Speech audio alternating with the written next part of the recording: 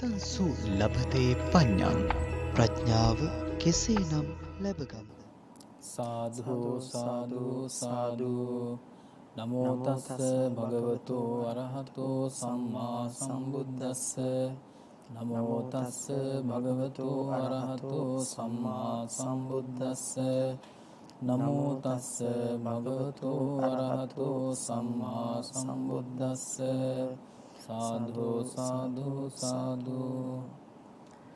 තෙරුවන් සරණයි පින්වත් ඔබ හැමදෙනාටම. තුන්ලෝ ගණදුර නිවාසනහලු ඒ භාග්‍යවතුන් වහන්සේට අප හැමදෙනා සාදුනාද පාත්වමින් নমස්කාර කරමු. සදහවත්නි, අදත් සජීවීව ආනන්දයෙන් ප්‍රඥාවට ඔබව රැගෙන යන ප්‍රඥාවේ හෝරාව අපි ආරම්භ කරන්නට සූදානම් වෙනවා. කතන්සු ලබතේ ප්‍රඥාං වැඩසටහන. ප්‍රඥාව ලබන්නේ කෙලෙසද වැඩසටහන. අපි ජීවිතේ බොහෝ දුරක් පැමිණ තිබෙනවා. තවත් කෙනෙක් හිතන්නට ඇති කුඩා අවදියේ නම් අපි තාම ජීවිතේ ආරම්භ කරපු කාල සීමාව ගත වෙන්නේ කියලා. තවත් කෙනෙක්ට හිතෙනවා නමුත් අපේ ජීවිතේ දැන් අපි මිය දෙන්න ඔන්න මෙන්න ඉන්නවයි කියලා. එහෙම නැත්නම් මේ ජීවිතේ අවසාන කාලය ගත වෙන්නේ කියලා. කොහොම වුණත් අපි කොයිතරම් කාලයක් මේ ලෝකේ ජීවත් වුණත් බුද්ධ භාෂිතේ සඳහන් වන්නේ මේ ධහම අවබෝධ කරගෙන භාග්‍යවතුන් වහන්සේ පිළිබඳව ලබා ගන්නා අවබෝධය, ඒ භාග්‍යවතුන් වහන්සේ දේශනා කළ තථාගත ශ්‍රී සද්ධර්මය ශ්‍රවණය කිරීම, අවබෝධය කර ගැනීම. අපි දින 100ක් ජීවත් වුණත් එක් දිනක් ඒ ආකාරයෙන් අපිට පුළුවන් නම් ඒ ධහම අවබෝධ කරගන්න අර ජීවත් වුණු 99 වන ජීවිතයට වඩා ඒ එක් දිනයක් වටිනවා. ඒ නිසා මේ ගෙවි යන හෝරාව ඔබට ලැබුණු වාග්යවන්තම හෝරාව වන්නට පුළුවන් ජීවිතේ. ඒ නිසාම මේ දේශනාවට හොඳින් සවන් දෙමින් මේ මොහොතේ අපි දන්නවා ලංකාවේ බොහෝ පිරිසකට Tamanගේ ජීවිතේ බොහෝ ගැටලු පවතින වාතාවරණයක්. Tamanගේ ඒ ගැටලු නිසාම වෛරය, ක්‍රෝධය, දුක මේ කියන කාරණාවන් හිතට එනවා. මේ හැමදේම යටපත් කරගන්න පුළුවන්කම ලැබෙන්නේ අපට භාග්‍යවතුන් වහන්සේ දේශනා කළ ධහම අනුව ගමන් කිරීම තුළ. හිතන්න අපි භාග්‍යවතුන් වහන්සේගේ මඟ අනුගමනය කරන මේ ආර්ය මහා සංඝරත්නය පිළිබඳව යම් විදිහකට අපේ ශ්‍රද්ධාව කොපමණ තිබෙනවායිද කියන කාරණාවත්, ඒ වගේම ඒ සංඝරත්නය පිළිබඳව තිබෙන විශ්වාසයත්, ඒ වගේම භාග්‍යවතුන් වහන්සේ පිළිබඳව මේ ධහම පිළිබඳව තිබෙන ඍජු ස්වභාවයත් කියන කාරණාවන් තුළ අපේ දිලිදුකම කියන කාරණාව පිටු දකින්න අපට පුළුවන්කම ලැබෙනවා. භාග්‍යවතුන් වහන්සේ ඒ පිළිබඳව දේශනා කරලා තිබෙනවා. ඒ නිසාම මේ තථාගත ශ්‍රී සද්ධර්මය කොහොමද අපේ දිලිදු බව නැති කරගන්නට ඉවහල් වෙන්නේ කියන කාරණාව අද අපි මේ සූත්‍ර දේශනාවේ සාකච්ඡා කරන්න බලාපොරොත්තු වෙනවා. මේ කාරණාවන් අපට පැහැදිලි කර දෙන්නට අද මැදිරියට වැඩම කොට වදාළ සුපුරුදු පරිදි කොළඹ 7 ආර්.ජී. සේනානායක මාවතේ ශ්‍රී සම්බෝධි මහා විහාරාධිපති බෞද්ධ මාධ්‍යාලයේ ගරු සභාපති දුරන්දර ලන්ඩන් නුවර ප්ලාස්ටෝව් ඩෙක්රිපාරේ ශ්‍රී සම්බෝධි බෞද්ධ භාවනා මධ්‍යස්ථානය ප්‍රධානව ලංකාවේ සියලු ශාඛාවන්හි කටයුතු මැනවින් හොයා බලන බෞද්ධ මාධ්‍යාලයේ අපේ ඉංග්‍රීසි දහම් පාසලේ විදුහල්පති ධූරයේ හොබවන නම කියන්නට අවසරයි පූජනීය බොරලන්දේ වජිරඥාන නායක හිම්පාණන් වහන්සේ අපි සාදුනාද පවත්වමින් පිළිගනිමු. සාදු සාදු සාදු. අද නායක හිම්පාණන් වහන්සේ ඔබ අපට කියා දෙන්නේ සංයුත්ත නිකායේ සක්ක සංයුත්තේ සඳහන් වන දලිද්ද සූත්‍ර දේශනාව. ස්වාමින් වහන්සේ සිහිපත් කළා මේ සූත්‍ර දේශනාව තාම වටිනවා මේ කාල වකවානුවට. අපි ගෞරවනීය ස්වාමීන් වහන්සේට ආරාධනා කරමු මෙහි පෙළ දහම සහ අටුවාව අපට විස්තර කර දෙමින් ඒ කාරණාවන් ජීවිතයට සහසම්බන්ධ කර දෙන්න. අවසරයි නායක හාමුදුරුවනේ. ගෞරවනීය පූජනීය මහා සංඝරත්නයන් අවසරයි වාසනාවන්ත පින්තුනි. අදත් අපි සාකච්ඡා කරන සූත්‍ර දේශනාව තමයි දලිද්ද සූත්‍ර දේශනාව. දලිද්ද කියලා පාලියෙන් හඳුන්වන්නේ දිලිඳුයි කියලා කියන එකයි. එතකොට මේ සුද්ධ සිංහලයට පරිවර්තනය වෙනකොට දලිද්ද කියන වචනයෙන් ඒ විදිහට දරිද්‍ර කියන වචනේ හැදිලා තියෙනවා. ඒ වගේ මේ දිලිඳු පුද්ගලයෙක් මරණින් පස්සේ දිවි ලෝකේ ඊටාම ආශ්චර්යමත් දිවි රාජ්‍යයක් බවට පත් වුණු කතාවක් තමයි මේ සූත්‍ර දේශනාවේ සඳහන් වෙන්නේ. අපි බලමු සූත්‍ර දේශනාවේ පෙළ දේශනාවට අනුව කොහොමද දේශනා කළා තියෙන්නේ කියලා. එක් කලෙක භාග්‍යවතුන් වහන්සේ රජගහ නුවර සමීපයේහි කලන්දක නිවාප නම් වූ වේළුවනාරාමයේහි වැඩවසන සේක. එහිදී භාග්‍යවතුන් වහන්සේ මහණෙනි භික්ෂුන් නැමතු සේක. ඒ භික්ෂූහු භාග්‍යවතුන් වහන්සේයයි භාග්‍යවතුන් වහන්සේට පිළිවෙදන් ඇස්සූහ. භාග්‍යවතුන් වහන්සේ මේ වදාළසේක. මහණෙනි පෙර වූවක් කියමි. මේ රජගහ නුවරම මනුෂ්‍ය දරිද්‍ර කියන්නේ දිලිඳු මිනිසකු වූ මනුෂ්‍ය කෘපණ ඒ කියන්නේ මිනිස්යන්ගේ කරුණාවට භාජන වූ ඒ වගේ අය කරුණාවට භාජන වෙනවනේ. ඒ වගේම මනුෂ්‍ය වරාක ලාමක මිනිසකු වූ එක්තරා පුරුෂයෙක් විය. එතකොට ඒ වගේ අය සාමාන්‍යයෙන් ලාමකයි. ඉතින් ඒ වගේ පුද්ගලෙක් හිටියා. හෙතෙමේ තථාගතයන් වහන්සේ විසින් වදාළ ශාසනයෙහි ශ්‍රද්ධාව සමාදන් වූයේය. ඒ වගේම සීලය සමාදන් වූයේය. ශ්‍රතය සමාදන් වූයේය. ඒ වගේම ත්‍යාගය සමාදන් වූයේය. ප්‍රඥාව සමාදන් වූයේය. දැන් මේ කරුණු සමාදන් වෙලා තමයි වාසය කරන්නේ. ශ්‍රද්ධාව, සීලය, ශ්‍රුතය, ත්‍යාගය, ප්‍රඥාව කියලා කියන ඒ විදිහට ඊටාම වටිනා ගුණාංග සමාදන් වෙලා හිටියා. හෙතෙමේ තථාගතයන් වහන්සේ විසින් වදාළ ශාසනයෙහි ශ්‍රද්ධාව සමාදන්ව, සීලය සමාදන්ව, ශ්‍රුතේ සමාදන්ව, ඒ වගේම ත්‍යාගයේ සමාදන්ව, ප්‍රඥාව සමාදන්ව කාබුන් මරණින් මතු තවතිසාවැසි දෙවියන්ගේ සහභාවයට මනාගත ඇති ස්වර්ග ලෝකයට පැමිණියේය. හෙතෙමේ ශරීර වර්ණයෙන්ද යසසින්ද අන් දෙවියන් ඉක්මවා බබලයි.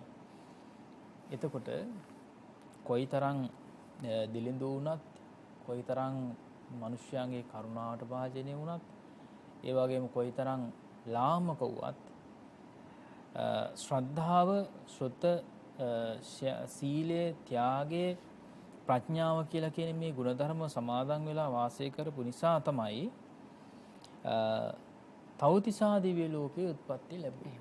තවතිසා දිව්‍ය ලෝකේ මහානුභාව සම්පන්න දෙවියෙක් වෙලා උත්පත්ති ලැබුවා. ඒ වගේම ඒ ශරීර වර්ණයෙන් සහ ඊළඟට යසසින්ද අන් දෙවියන් ඉක්මවා බබලයි. යසස කියලා කියන්නේ පරිවාර සම්පත්තියනේ. එතකොට බොහෝ පිරිසක් දැන් අර මනුෂ්‍ය ලෝකේ ඉන්නකොට බොහොම තනි වෙලානේ ජීවත් වුනේ නේද? නමුත් දිව්‍ය ලෝකයට ගියාට පස්සේ විශාල දෙවිවරු පිරිසක් වට කරගෙන තමයි වාසය කරන්නේ. මහණෙනි, එහි තවතිසාවැසි දෙවියෝ නින්දා කෙරෙත්. දැන් අර හොඳට පින්කම් කරලා නේද? ලොකුවට පින්කම් කරලා මරණින් පස්සේ දිව්‍ය ලෝකයේ ගිය අය ඒ විදිහට අඩු ආනුභාව සම්පන්න යුක්තයි. අල්පේශාක්‍ය වෙලා නේද? ඉතින් අර ශරීර වර්ණයෙන් යසසින් අඩුයි. නමුත් මේ දේවතාවා අර ඒ දේවතාවන්ට වඩා ආනුභාව සම්පන්න වුණ නිසා ඒ දෙවියෝ දකින්නවනේ මනුෂ්‍ය ලෝකේ කොහොමද ජීවත් වුනේ කියලා නේද? ඉතින් හැමෝම දැන් මනුෂ්‍ය ලෝකේ මේ විදිහට මනුෂ්‍ය ලෝකේ ජීවත් වෙච්ච ස්වභාවය පිළිබඳව නිඳා කරනවා.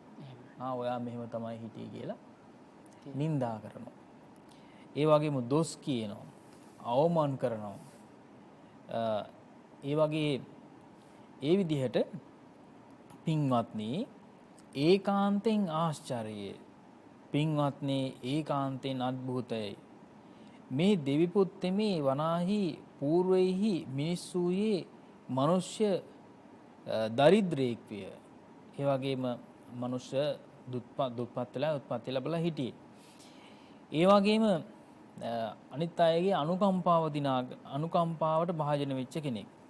ඒ වගේම ලාමක පුරුෂයෙක් කියලා තමයි හිටියේ.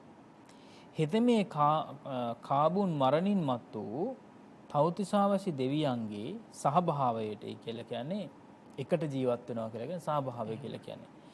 එකට ජීවත් වීමට සුදුසු වන ආකාරයට ස්වර්ග ලෝකයට එහෙම නැත්නම් තවතිසා දිවි ලෝකයට පැමිණියා. හෙතෙමේ ශරීර වර්ණයෙන් හා යසසින් අන් දෙවියන් නික්මවා බලයි. දැන් නැවත භාග්‍යවතුන් වහන්සේ දේශනා කරනවා. එහෙමයි. දැන් අර විදිහට ජීවත් වෙලා හිටියා. නමුත් දිව්‍ය ලෝකයට ගියාට පස්සේ අනිත් දෙවියන්ගේ අවඥාවටපත් වුණා.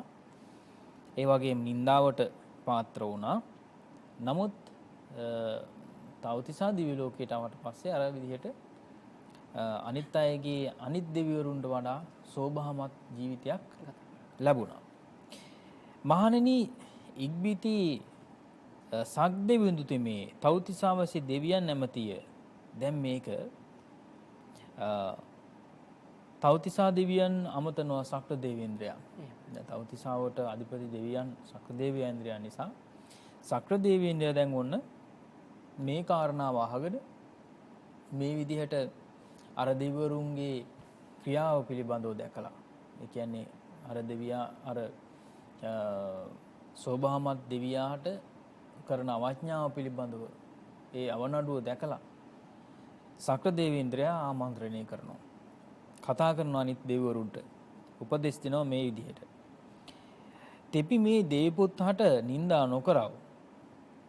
පින්වත්නි මේ දේවපුත්තේ මේ පෙර මිනිස් වූයේ තථාගතයන් වහන්සේ විසින් වදාළ ශාසනයෙහි ශ්‍රද්ධාව සමාදන් වෙලා හිටියා. දැන් අර දුප්පත් වෙලා හිටියාට ඊට වඩා කියන්න කාරණා තියෙනවා. ඊට වඩා ගුණවත් කාරණා තියෙනවා මේ පුද්ගලයා ගැන කියන්න. එතකොට ඒ කිව යුතු කාරණා තමයි ගුණවත් කාරණා තමයි ශ්‍රද්ධාව පිහිටලා තිබුණා. ඒ වගේම සීලේ සමාදන් වෙලා හිටියා.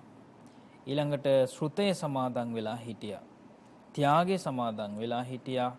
ප්‍රඥාව සමාදන් වෙලා හිටියා. දැන් ශ්‍රුතේ කියලා කියන්නේ බොහෝ අසූ පිරුතෙන් ධර්මයේ හොඳට දැනගෙන හිටියා.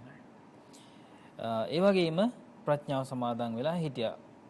හෙතෙමේ තථාගතයන් වහන්සේ විසින් වදාළ ශාසනයෙහි ශ්‍රද්ධාව සමාදන්ව, සීලය සමාදන්ව, ශ්‍රුතේ සමාදන්ව, ත්‍යාගයේ සමාදන්ව, ප්‍රඥාව සමාදන්ව කාබුන් මරණින් මතු තවතිසාවසි දෙවියන්ගේ සහභාවයට මනා ගති ඇති ස්වර්ග ලෝකයේ පැමිණියේය. හිතමේ වර්ණයෙන්ද යසසින්ද අන් දෙවියන් ඉක්මවා බබලයි. මෙන්න මේක තමයි ඒකට හේතුව. එහෙමයි. ශ්‍රද්ධාවාදී මේ ගුණධර්ම සමාදන් වෙලා වාසය කළ බව තමයි ඔබට වඩා අනිත් දෙවියන්ට කියන්නේ. ඔබට වඩා මේ දෙවියන්ගේ තිබෙන දේවතාවාගේ තිබෙන වෙනස කියලා පෙන්වලා දුන්නා. පෙන්වා දීලා ඊළඟට භාග්‍යවතුන් වහන්සේ නැවත දේශනා කරනවා මහණෙනි ඉක්බිති සග්දෙවිඳු තෙමේ තවතිසාවසි දෙවියන් සතුටු කරමින් ඒ වේලෙහි මේ ගාථාවන් කීය. ඒ කියන්නේ තවතිසාවසි දෙවියන් හැටියට ඒ කියන්නේ ඒ දිවි රාජයා හැටියට තවතිසා අධිපති දිවි රාජයා හැටියට දැන් අනිත් දෙවිවරු සියලුම දෙවිවරුන්ට කරුණු පැහැදිලි කරලා දෙන්න ඕනේ.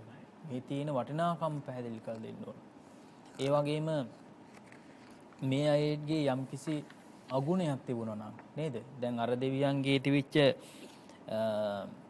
උසස් බව දැක්කේ නෑනේ. එහෙමයි. ඒ නිසා ඒ දෙවිවරු ගොඩාක් නොමග ගිහිල්ලා හිටියන්නේ. ඒ නිසා මේ නොමගේ බවින් මුදවාලීම සඳහා තව තවත් ධර්මානුකූලව දැනුවත් කිරීම සඳහා අවබෝධය ඇති කිරීම සඳහා තමයි නැවත වතාවක් සක්‍ර දේවේන්ද්‍රයා මේ අවවාදය කරන්නේ. අනිත් දෙවිවරුන්ට අවවාද කරනවා. යමකොට තථාගතයන් වහන්සේ කෙරෙහි ශ්‍රද්ධාව අචලව මනමින් පිහිටියාද යමකුගේ යහපත් වූ සීලය ආර්යකාන්තය වූයේ පසස්නා ලද්දේද. එතකොට දැන් මෙතන සෝහම් භාවයට පත් වෙලා ඉඳලා තියෙන්නේ. නේද? දැන් මෙතන කියන කරුණ වලින් පැහැදිලිව අචල ශ්‍රද්ධාව තියෙන්නේ සෝවාන් කෙනෙකුට. ඒ වගේම තමයි ආර්යකාන්ත සීලයෙන් සමාදන් වෙලා එහෙම තමයි පංචශීලය කැඩෙන්නේ නැතුව නොකඩකොට ආරක්ෂා කරගත්ත සීලයක් බවට පත් වෙන්නේ සෝවාන් ආර්යයන් කෙනෙකුට. ඉතින් මේ தത്വෙට පත් වෙලා ඉඳලා යමකුට සංඝයා කෙරෙහි පැහැදීම ඇද්ද ඥාන දර්ශනයත් ඍජුවේද ඔහු දිලින් දෙකයි බුද්ධ ආදී උතුමෝ කියත්. ඔහුගේ ජීවිතය හිස් නොවේ. එතකොට අන්න අර දේවතාවාගේ තියෙන ගුණය තව තවත් වැඩි වුණා. ගුණය තව තවත් වැඩි වුණා. ඒ වගේම අර සියලුම දෙවිවරුන්ගේ තිබුණු අර නොදන්නාකම නිසා තමයි දොස් පැවරුවේ. අවඥාවට භාජනය කළේ මේ හැම ඒ විදිහට ගුණධර්මයක් පිළිබඳව පැහැදිලි කළා. විශේෂයෙන්ම සෝහන් පුද්ගලයෙක් තුළ තිබිය යුතු ගුණාංග තියෙන ගුණාංග පිළිබඳව පැහැදිලි කිරීමක් කළා. එතෙන්දී පැහැදිලි මේ ඥාන දර්ශනයෙන් යුක්තයි කියලා කියන කාරණය නේද? දස්සනේන සම්පන්නෝ කාමේසු විනයගේදං නයිජාදු ගබ්බසෙය්‍යම් පුනරේතීති කියලා කියන්නේ නේද? එතකොට කර්ණී සූත්‍රයේ සඳහන් වෙනවනේ දස්සන සම්පන්නය කියලා කියන්නේ සෝහන් පුද්ගලයාට. එතකොට සෝහන් පුද්ගලයාගේ ඉඳලා ඉදිරියට සකෘදාගාමි අනාගාමි අරිහත් කියලා කියන ආර්යයන් වහන්සේලා තුල පවතින්නේ දස්සන සම්පන්න බවක්. ඒක තමයි ඥාන දර්ශනය කියලා කියන්නේ. ඒ වගේම ඔහු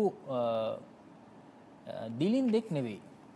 දැන් ආර්ය විනයෙහි හඳුන්වන්නේ නේද? ආර්ය විනයෙහි හඳුන්වන්නේ එහෙම කෙනෙක් දිලින් දෙක් විදියට නෙවෙයි, පොහොසත් කෙනෙක් විදියට. එතකොට මිල මුදලින් හරි යාන වාහන වලින් හරි නැවත අර භෞතික වශයෙන් යම්කිසි අඩලු හුඬුකම් වලින් යුක්ත වුණාට ශ්‍රද්ධාදී ගුණධර්ම පවතින නිසා අන්න එයා පොහොසත් කෙනෙක්. ඒ වගේම දැන් මෙතන සඳහන් වෙනවා හිස් නොවන කෙනෙක් කියලා. අමෝගං තස්ස ජීවිතං. එතකොට හිස් නොවන ජීවිතයක් තමයි ඒ දේවතාවා මනුෂ්‍ය ලෝකයේදී ගත කරලා තියෙන්නේ. ඒ වගේම තවත් ගාථාවකින් කියනවා දැන් සක්‍ර දෙවියන්දියා තමයි මේ පැහැදිලි කරන්නේ.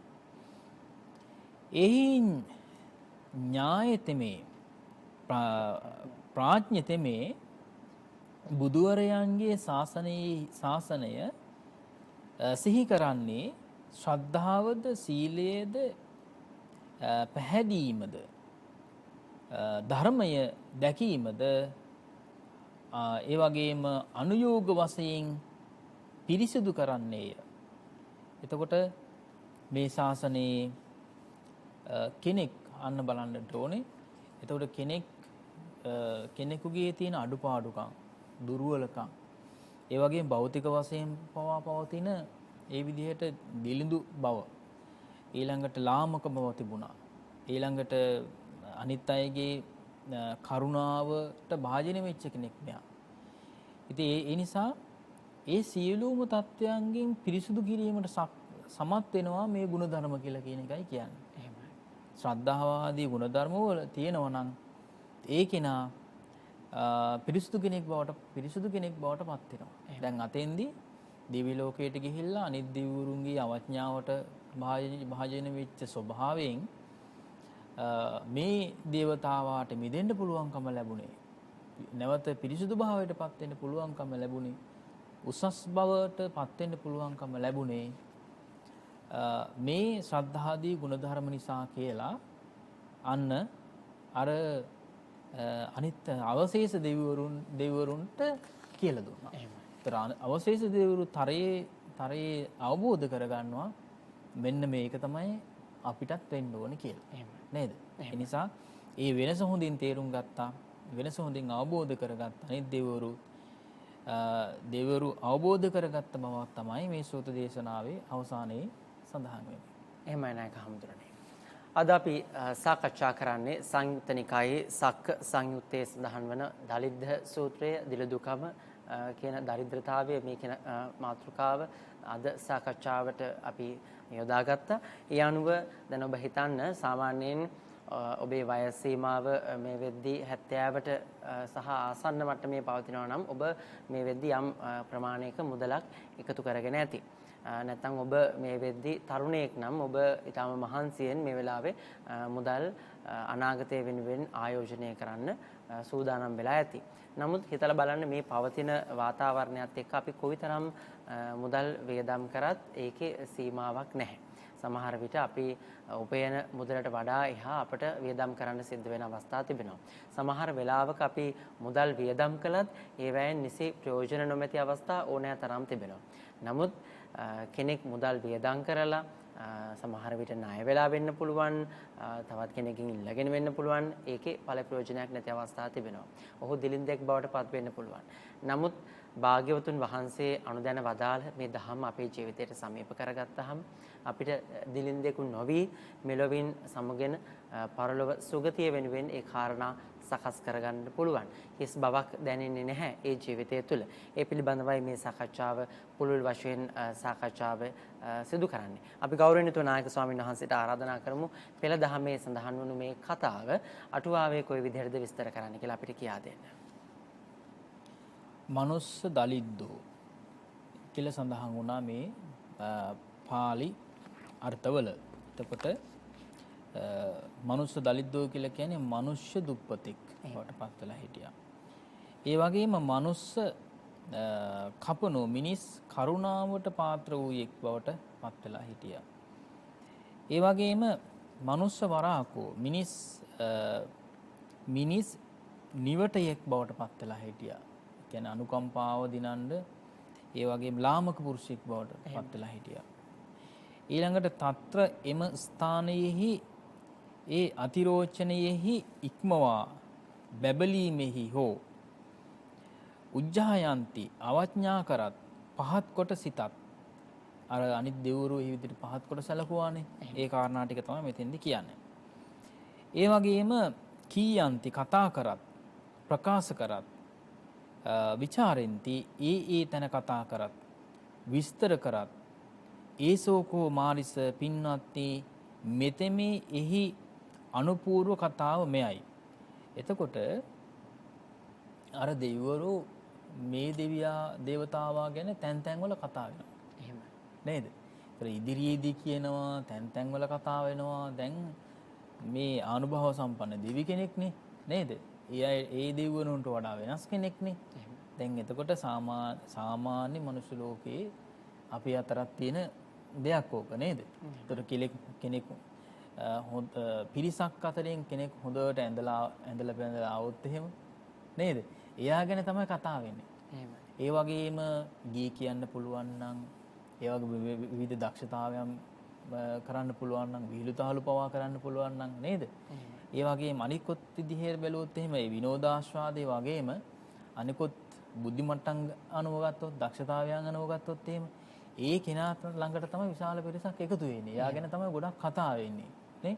ඉතින් අන්නේ වගේ දැන් මේ අය පිරිසක් හොඳ කතා කරනකොට තව විශාල පිරිසක් නරක ගැන කතා වෙනවා.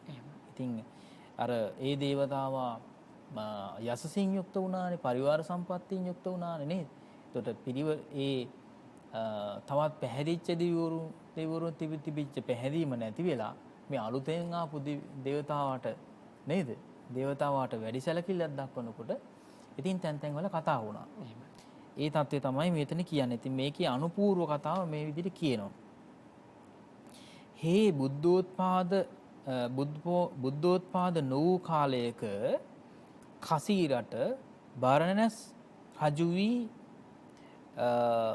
උසවන ලද දජ පතාක ආදී නානා අලංකාර වලින් මැනවින් අලංකාර කරන ලද නගරය පැදකුණු කළේය, ප්‍රදක්ෂිනා කළේය. තමාගේ සිරි සම්පත්තිය ආකර්ෂණය කරන ලද නෙතින් යුතු ජනකාය විසින් බලනු ලබමිනි. ඒ සමයෙහි සාන්ත වූ ඉන්ද්‍රියන් නැති සාන්ත වූ මනස ඇති උත්තම දමතයෙන් සමන්නාගත වූ එක් පසේ බුදුවරයෙක් ගන්ධමාදන පර්වතයෙහි සිට පැමිණ එම නගරයෙහි පිඬු පිණිස හැසිරිති. දැන් එතකොට අබුද්ධෝත්පාද කාලයක් මේ කාලේ. නමුත් පසේ බුදුරජාණන් වහන්සේලා වැඩ ඉන්නවනේ කාලේ. ඒ පසේ බුදුරජාණන් වහන්සේ නමක් ඔන්න වඩිනවා. මහා ජනයාද රජකූට දක්වන ගරු බුහුමන් හැර දමා පසේ බුදුන් දෙසම බලා සිටියහ. දැන් ඔන්න මේ විදිහේ දෙයක් වුණා. දැන් බරණැස්වර රජ වෙලා හිටියේ දැන් කසීරට බරණැස් රජ වෙලා වාසය කරනකොට මේ රජුරුවන්ගේ රජමාලිගයේ බොහෝම අලංකාර කරලානේ තියෙන්නේ. දජ පතාක වලින් නේද අලංකරණය කරලා තියෙන්නේ. ඉතින් මේ අලංකරණ දිහා බලන්න විශාල පිරිසක් ඇවිල්ලා බලාගෙන ඉන්නවා. රජමාලිගයේ බලන්න ගොඩක් ලොකු පිරිසක් එනවා. නමුත් මේ වෙලාවේ අර පසේ බුදුරජාණන් වහන්සේ නමක් වඩිනකොට හැමදෙනාම බලන්න පටන් ගත්ත පසේ බුදුරජාණන් වහන්සේ දිහා. මාලිගාව දිහා බලන්නේ නැතුව.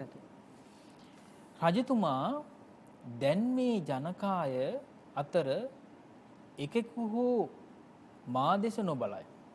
මන් දිහා බලන්නේ දැන්. මේ කිමෙක් දැයි බලන්නේ පසේ බුදුරයා දුටුවේය. උන්වහන්සේද පසේ බුදුවරයෙකි. උන්වහන්සේද පසේ බුදුවරයෙකි. මහලු කෙනෙක් වෙති. පශ්චිම වයසේ සිටින කිසේක. උන්වහන්සේගේ සිරුරද පරණය තැනින් තැනින් නූල් ගැලවී. සහස්‍රයකට අධික අසංඛ්‍ය දෙකක් පාරමී පිරූ පසේ බුදුවරයන් වහන්සේ දැක රජුගේ සිතේ පැහැදීම් මාත්‍රයක් හෝ අත දිගු කර දීම් මාත්‍රයක් හෝ නොවිය. දැන් එතකොට වැරද්දක්මයි පේනුනේ. එහෙමයි. නේ? පසේ බුදුරජාණන් වහන්සේ දිහා දැකලත් අඩුපාඩුවක් තමයි දැක්කේ. එහෙමයි. අර විශාල පිරිසක් ප්‍රසාදයෙන් බලනකොට රජුරෝ අප්‍රසාදයෙන් බැලුවා. එහෙමයි. අප්‍රසාදයෙන් බලනවා. රජු පැවිද්දෙකී සිතෙමි. මොහු ඊර්ෂ්‍යාවෙන් මා දෙස නොබලති කිපි සිරුරු පොරවාගත් මේ කුෂ්ඨයා කවුරුදැයි කෙලගසා පිටව ගියේය. දරුණු පාප කර්මයක් කරගත්තා. නේද? දරුණු පාප කර්මයක් කරගත්තා. දැන් මම රජුරුව කෙනෙක් නේද? නමුත් මගේ දිහා බලන්නේ නැතුව දැන් මේ පසේ බුදුරජාණන් වහන්සේ දිහා බලනවා කියලා ඔන්න කිපිලා තරහසිතක් ඇති කරගෙන බැනවැදුනා. කියන්නේ බැනවැදුනේ ලේසි පහසු වචන කියලා නෙමෙයි නෙවෙයි නේද? කුෂ්ඨයා එහෙම කියලා.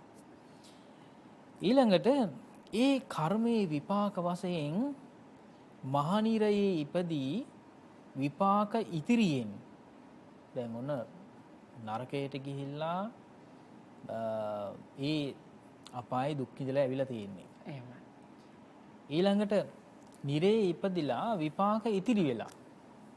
විපාක ඉතිරි වීමෙන් තමයි මනුෂ්‍ය ලෝකයට පැමිණෙමින් රජගහනුවර ඊටාම දිලිඳු ස්ත්‍රියකගේ කුසෙහි පිළිසිඳ ගත්තේය. නේද? විපාක දීලා අවසන් වෙලා නෙවෙයි ඉතිරි වෙලා. නැවත මනුෂ්‍ය ලෝකයේ උත්පත්ති ලැබුවා. මනුෂ්‍ය ලෝකයේ උත්පත්ති ලැබනකොට දිලිඳු අම්මා කෙනෙක්ගේ මව් කෙසේ තමයි උත්පත්ති ලැබුවේ කියලා සඳහන් වෙනවා. ඊළඟට පිළිසිඳගත් කල පටන් ඒ ස්ත්‍රිය කැඳක් පමණවත් කුස පිරෙන ආහාරයක් නොලැබුවාය. කුසට පිවිසි ඔහුගේ කන්න ආසා ගිලී ගියේය. හක් ගෙඩි මෙන් පැසුණු කුෂ්ඨ සහිත වී මව් කුසින් නික්මෙන්නේ මව්පියෝ නම් ඉමහත් හිරිහැරයට පත් වන්නෝ වෙත්. එයින් ඔහුගේ මව කබලක්ගෙන ඇවිදීමට නොහැකි තාක්කල් ඔහුට කැඳත් වතුරත් ගෙනවිත් දුන්නාය. කෑම සොයා යාමට හැකි කාලයෙහි ඔහුට කබලක් අතට දී තමාගේ ක්‍රියාවෙන් දැනගත්තේහි කියා ගියාය. ඉක්බිති එතැන් පටන් ඔහුගේ මුළු ශරීරයෙන්ම මස් සිඳී වැටේ. ඉක්ම බේරෙයි. මහා වේදනාව පවතී. යම් යම් විදීමක් ඇසුරු කොට නිදයිද මුළු රෑ මහා හඬින් හඬයි. ඔහුගේ කරුණා විලාප ශබ්දයෙන් මුළු වීදියේ මිනිස්සු රාත්‍රිය පුරා නිින්දක් නොලබති. ඔන්න බලන්න. එතකොට අර අම්මට දැන් මේ දරුවාට කබලක් අතින් අරගෙන යන්න පුළුවන් තාක් විතරයි අම්මා බැලුවේ. එහෙමයි. ඒකයි මේ කියන්නේ. නේද? දැන් උන්න දැන් පුතාට පුළුවන්. ඒ කියන්නේ යාචකයෙක් මේ කියන්නේ නේද? අර කබල අරගෙන යන්නේ එහෙමනේ. ඉතින් ඒ தത്വයට වෙනකන් විතරයි අම්මා බැලුවේ. ඒ නිසා මොකද උනේ? දැන් මේ අර රෝගී තත්ත්වේ නිසා නිතරම කිඳිරි ගාමින්, නිතරමින් අඬා වැළපෙමින්, නිතරම දුක කියමින් තමයි ඉන්නේ. රෑ නිින්දට යනකොටත් අර වීතිය අහල පහල ඉන්න අයට හරි කරදරයි. ඔහුට එතෙන් පටන් සැපට නිදා අවදි වෙති සුප්පබුද්ධ යනුවෙන් නමක් ඇතිවිය. එතකොට ඔහුට එතෙන් පටන් සැපට නිදා අවදි වෙති. එතකොට දැන් මිනිස්සු අනුකම්පා කරනවනේ නේද? අනුකම්පාවට කියන්න ගත්තා. දැන් මේ හොඳ නිින්දක් ලැබේවා කියලා මිනිස්සු කියන්නේ. එහෙමයි. ඒ නිසා කිව්වා සුපබුද්ධ කියලා. යනුවෙන් නමක් ඇතිවිය. ඉන්පසු කලක භාග්‍යවතුන් වහන්සේ රජගහනුවර වැඩම කළ කල්හි නගරවැසියෝ උන්වහන්සේට ආරාධනා කොට නගරයේ මැද මණ්ඩපයක් තනා දන් දුන්හ. සුපබුද්ධ කුෂ්ඨයාද ගොස් දන් දෙන මණ්ඩපයේ සමීපෙහි හිඳගෙන සිටියේය. නගරවැසියෝ බුදුන් ප්‍රමුඛ භික්ෂු සංඝයාට ප්‍රනීත खाद्य බුද්ධයෙන් සංග්‍රහ කරන්නා වූ ඔහුටද කැඳබත් දුන්හ. ප්‍රනීත භෝජන අනුභව කර කල්හිම ඔහුගේ සිත එකඟ විය. බුදුන් වහන්සේ බත්කිස අවසානයේ අනුමෝදන් කොට චතුස්සත්‍ය විදහා දැක්වූහ. සුප්පබුද්ධ සිටි තැනින්ම සිටියේ දේශනානුසාරයෙන් ඥානයේ මෙහෙවා සෝවාන් ඵලයේ පිහිටියේ. බලන්න. එතකොට අර ආහාර නැතිවීම නිසා තමයි හිත නොසන්සුන් වෙලා හිටියේ. ආහාර නැහැනේ. එහෙමයි. නේද? ඉතින් බොහොම කුසගින්නෙන් හිටපු නිසා තමයි හිත නොසන්සුන් වෙලා හිටුනේ. නමුත් අර ආහාර පාන ලැබුණ විතරයි හිත එකඟ වුණා. එහෙමයි. ඒ කියන්නේ පෙර භාවනා කරලා තියෙන කෙනෙක්. එහෙමයි. නේද? හොඳට පෙර භාවනා කරලා තියෙන කෙනෙක් ඒ සමාධිය තමයි මේ වෙලාවේ ඉස්මතු වෙලා ආවේ. එහෙමයි. ඒ පුරුෂාවේ භාවනා ආරමුණ ඉස්මතු වෙලා ආවා. එහෙම ඇවිල්ලා උන හිත එකක වෙලා ඒ වෙලාවේ ධර්ම ශ්‍රවණය කළා සෝවාන් බවට පත් වුණා. බුදුන් වහන්සේ නැගිට විහාරයට වැඩියහ. ඔහුද දරණුව නංවා කබලගෙන හැරමිටියේ එල්බගෙන තමන් වසන තැනට යන්නේ දඩාවත යන එළඳෙනක විසින් දිවිතොර කරන ලද්දේ මැටි පාත්‍රයේ බිඳ රන් පාත්‍රයක් බබලන්නක් මෙන් දෙවැනි චිත්තවාරයේහි දෙව්ලොවෙහි උපන්නේ තමන්ගේ පින නිසා අන්දවියන් ඉක්මවා බැබළුනේය. දැන් ඔන්න කියනවා නේද? දැන් කබලක් අතින් අරගෙන තමයි ඔන්න යන්නේ. යනකොට දඩාවත යන ගවේ ඇවිල්ලා ඇන්නා. අනිනකොට මොකද උනේ? අර කබල බිම පෙරිල්ලා කැඩිලා ගියා. මැටි කබලක්නේ. ඒක පෙරිල්ලා කැඩිලා ගියා. ඒත් එකම දිව්‍ය ලෝකයේ උත්පත්ති ලැබුණ නිසා රන් පාත්‍රයක් අතට ආවා. එහෙමයි. රන් පාත්‍රයක් අතට ආවා.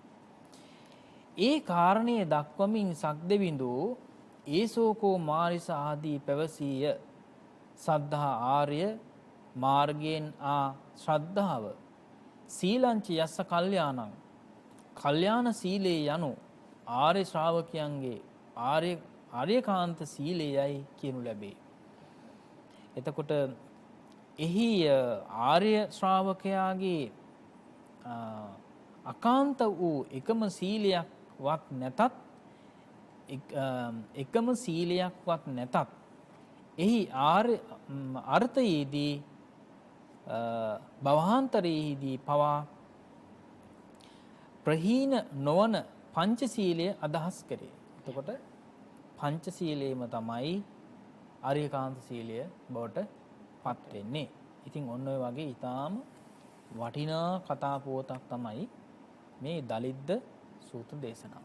එහෙමයි. නායක හමුදුරනේ දැන් අපි මේ කතාවේ සූත්‍ර දේශනාවේ අපි දෙපැත්තක සාකච්ඡාවක් අපිට සිදු කරගන්න පුළුවන්කම ලැබෙනවා. එක් පැත්තක් අපි මේ භාග්‍යවතුන් වහන්සේ පිළිබඳව ආර්ය මහා සංඝරත්නය පිළිබඳව තිබෙන නොපැහැදීම සහ දිලිදු පුද්ගලයෙක් ඒ විදිහට භාග්‍යවතුන් වහන්සේ පිළිබඳව සහ මේ මහා සංඝරත්නය පිළිබඳව පැහැදීමට පත් වෙලා සිදු කරන ශ්‍රද්ධාවෙන් සිදු කරන ඔහුට පුළුවන් උපරිමයෙන් සිදු කරන දානය හා ඒ සිදු කරන පූජාවේ ලැබෙන අනුසස් කියන කාරණාව. අපි මේ පිළිබඳව අපේ සමාජයේ කතිකාවතක් යොමු කරන්න ඔබ වහන්සේට ගෞරවයෙන් ආරාධනා කරනවා. ගොඩාක් වෙලාවට අඥාන මිනිස්සු කියන්නේ ධර්මයේ දන්නේ නැති අය ලෝකයේ දිහා බලන්නේ, මිනිස්සුෝ දිහා බලන්නේ භෞතික විදියටනේ. භෞතික සැප සම්පත් දිහා විතරයිනේ. දැන් මේ කාලේ මිනිස්සු දිහා බැලුවේ බලමින් පවතින්නේ නේද? මිනිස්සු බලන්නේ දැන් කෙනෙක් දිලිදු කෙනෙක් දිහා බලන ආකාරයත් ඊළඟ පොහොසත් කෙනෙක් දිහා බලන ආකාරයත් එතකොට භෞතික විදියට තමයි දකින්නේ. නමුත් ගුණධර්ම අතින් දිලිදු කෙනා ළඟ තියෙන ගුණධර්ම කොහොමද නේද? ඊළඟට ඇති හැකි කෙනෙක් ළඟ තියෙන ගුණධර්ම මොනවද කියලා හොයලා බලන්නේ නැහැ. එයාගේ සීලය කොහොමද? ශ්‍රද්ධාව කොහොමද? ත්‍යාග සම්පත්තිය කොහොමද කියලා බලන්නේ නැහැ නේ. ඉතින් සමහරලාට අදක්ෂතාවයේ පිළිබඳව හරි කොහොම හරි එහෙමනේ බලන්නේ දකින්න. නමුත් දැකිය යුතු දකින්න ඕන විදිහ තමයි මේ කියන්නේ. නේද?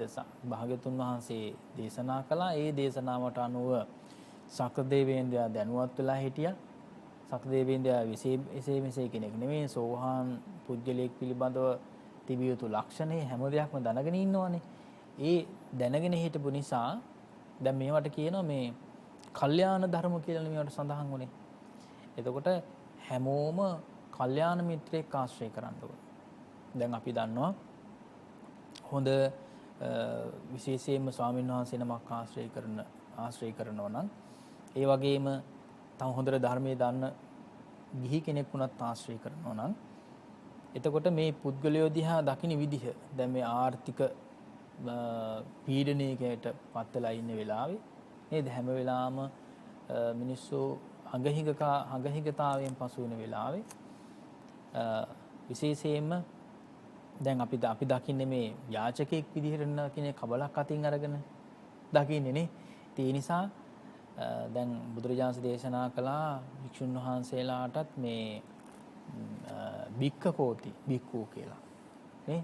භික්ෂාව ලබා ගැනීම සඳහා මේ ගමන් කරන කෙනා තමයි භික්ෂුව කියලා කියන්නේ. එතකොට ඒ භික්ෂු වුණත් සීල සම්පන්නව නම් ඒ ගමන යන්නේ කෙලස් නැති කර ගැනීමේ ගමනක් නේද?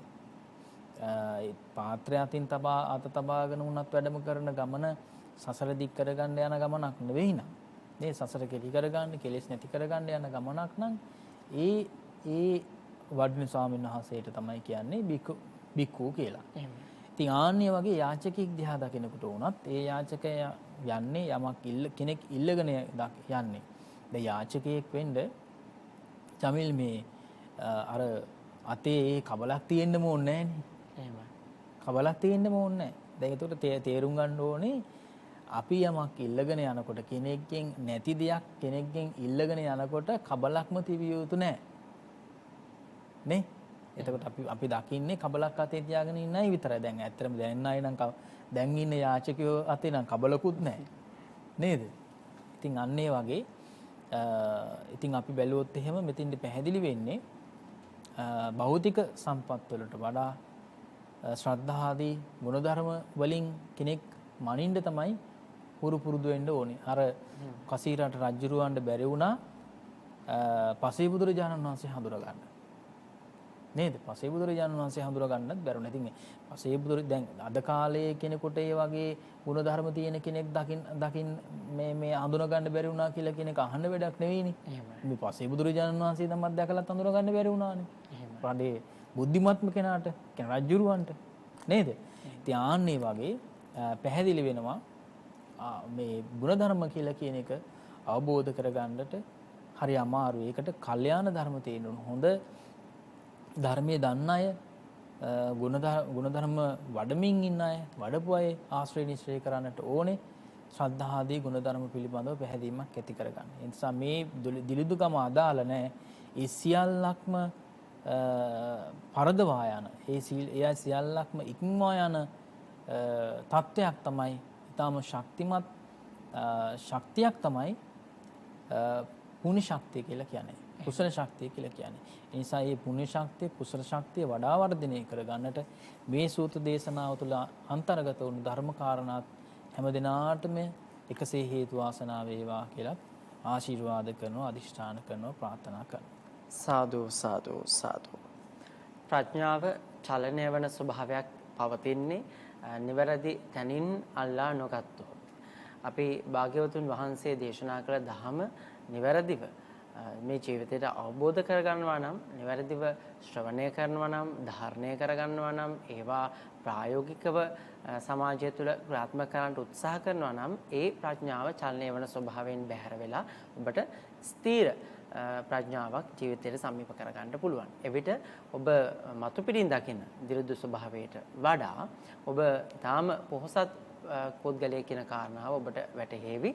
මෙලව පරලොව සුගතිය වෙනුවෙන් ඔබ සිදු කරන මේ වෑයම තුළ. ඉතින් මේ පිළිබඳවයි අපි මේ සාකච්ඡාව ඔබ වෙනුවෙන් අද සිදු කළේ. අපි සංයුත්ත නිකායේ සක්ක සංයුත්තේ සඳහන් වන දලිද්ධ සූත්‍ර දේශනාව අද සාකච්ඡා කළා. නැවත වතාවක් මේ සූත්‍ර දේශනාව කියවලා ඔබට අවබෝධ කරගන්න පුළුවන්කම ලැබෙනවා. ඉතින් මේ වැඩසටහන තව සුළු මොහොතකින් අන්තර්ජාලයට යොමු වෙනවා. අපගේ YouTube නාලිකාවට ඉන් අනතුරුව නැවත වතාවක් මේ දේශනාවට සවන් දීලා මේ දේශනාව පිළිබඳව වගේම ඔබේ ජීවිතයේ අවබෝධය ළඟා කරගන්න ආනන්දය දකින්න පුළුවන්කම ලැබෙනවා. ආනන්දයක් කියන කාරණාව අපිට මේ මොහොතේ සමාජය තුළ දකින්න පුළුවන්කමක් නොමැති වුණත් අපි මේ අපේ ගෞරවනීය ස්වාමින් වහන්සේ සිහිපත් කරපු විදිහට භාග්‍යවතුන් වහන්සේ හදවතේ තබා ගත්තොත් ඒ හදවත තුළ අපි නිරන්තරයෙන්ම භාග්‍යවතුන් වහන්සේ දුටුවොත් ඒක ප්‍රඥාව බවට පත් වෙලා ඒ ප්‍රඥාව තුළින් ඔබට ආනන්දය දකින්න පුළුවන්. මේ ජීවිතේ කොයිතරම් ප්‍රශ්න තිබුණත් අපි එහෙමනම් ලබන සතියේට වැඩසටහනට සමාප්තිය සටහන් කරන්න සූදානම් වෙන්නේ. යලිත් ලබන දවසේ අපි සෙන්සුරාදා දවසේ ඔබ හැම වෙන අපේක්ෂාවෙන් අපි වැඩසටහන නිමවටපත් කරනවා. අද අප වෙනුවෙන් මේ පරිශ්‍රයට සුපුරුදු පරිදි මේ දහම් කාරණාවන් ගලපා කියා දෙන්නට වැඩම කොට වදාළ කොළඹ 7 ආර්.ජී. සේනානායක මාවතේ ශ්‍රී සම්බෝධි විහාරාධිපති බෞද්ධ ආමාත්‍යාලයේ ගරු සභාපති දුරන්දර ලන්ඩන් නුවර ප්ලාස්ටෝ හීඩෙක්ටි පාරේ ශ්‍රී සම්බෝධි බෞද්ධ භාවනා මධ්‍යස්ථානයේ ප්‍රධානව ලංකාවේ බෞද්ධ ආමාත්‍යාලයේ සියලු ශාඛාවන්හි කටයුතු සොයා බලන ඒ වගේම අපගේ ඉංග්‍රීසි දහම් පාසලේ පත්මන් විදුහල්පති ධුරය ඔබවන නම කියනට අවසරයි පූජනීය බොරලන්දේ වජිරඥාන නායක හිම්පාණන් වහන්සේට නිදුක් නිරෝගී චිරජීවනයේ ලැබේවායි අපි ප්‍රාර්ථනා කරමු. සාදු සාදු සාදු. ස්වාමින් වහන්සේ මේ ඔබ අපට කියා දෙන්නේ ස්වාමීන් වහන්සේ නිරන්තරයෙන්ම පින්කම් සිදු කරන ආකාරය ඔබ අපට දකින්න පුළුවන්කම ලැබෙනවා.